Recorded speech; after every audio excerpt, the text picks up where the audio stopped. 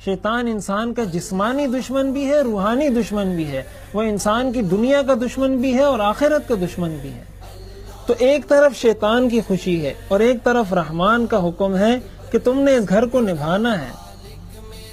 ایک دوسرے کا خیال رکھنا ہے، اور دوسری طرف شیطان کے معاملات ہیں۔ تو اگر ایک مسلمان کی حیثیت سے ہم غور کریں تو ہمیں یہ درس ملتا ہے، ہمیں اس سے یہ پیغام ملتا ہے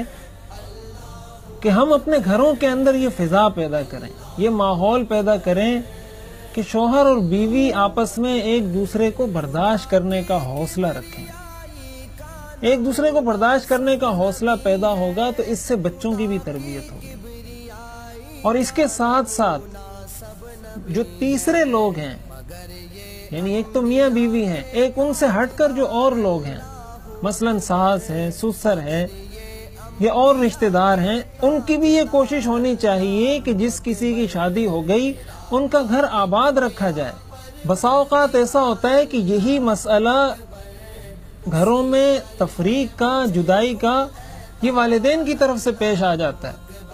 کبھی کبھی ایسا ہوتا ہے کہ والدین، لڑکی کے والدین لڑکی کی محبت میں اس کے سامنے اس کے شوہر کے خلاف ایسی باتیں کر دیتے ہیں کہ وہ لڑکی اپنے شوہر سے بیزار ہو جاتی ہے اور پھر وہ طلاق کا مطالبہ کر دیتی ہے۔ تو لڑکی کے والدین کو چاہیے کہ اپنی اولاد سے ضرور محبت کریں، ان کی جائز باتوں کو بھی سنیں، جائز مطالبات کو بھی مانیں، لیکن اس طریقے سے، اس حکمت عملی کے ساتھ کہ ان کا یہ گھر آپس میں تباہ نہ ہو۔ اور کبھی یہی معاملہ لڑکے والوں کی طرف سے ہوتا ہے کہ لڑکے والوں کی طرف سے اپنی بہو کے ساتھ اس طرح کا رویہ رکھا جاتا ہے، ساس کی طرف سے یا سسر کی طرف سے، کہ ان کی زندگی اجیرن ہو جاتی ہے۔ اور کئی دفعہ ایسا ہوتا ہے کہ والدین اپنے بیٹے کو کہتے ہیں کہ اس بیوی کو طلاق دے دو۔ اور ہمارے ہاں حیرت کی بات یہ ہے، دین سے دوری کی وجہ سے، اہل علم سے دوری کی وجہ سے، دیندار اور علماء سے اور صلحاء سے دوری کی وجہ سے مسائل کا علم ہمیں نہیں ہوتا۔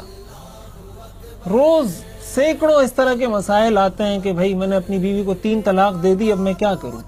اب 3 طلاق دینے کے بعد وہ آ کر پوچھتے ہیں مفتی صاحب سے کہ ہمیں مسئلہ بتائیے۔ تو اتنا ہمیں نہیں پتا کہ طلاق دینے کا طریقہ کیا ہے، طلاق دینے کا سنت طریقہ کیا ہے، اس کا مستحب طریقہ کیا ہے، کس طریقے سے طلاق دی جائے تاکہ بعد میں پریشانی نہ ہو۔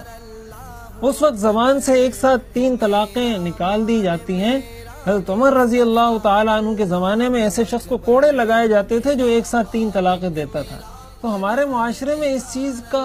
کوئی علم ہی نہیں ہے کسی کو،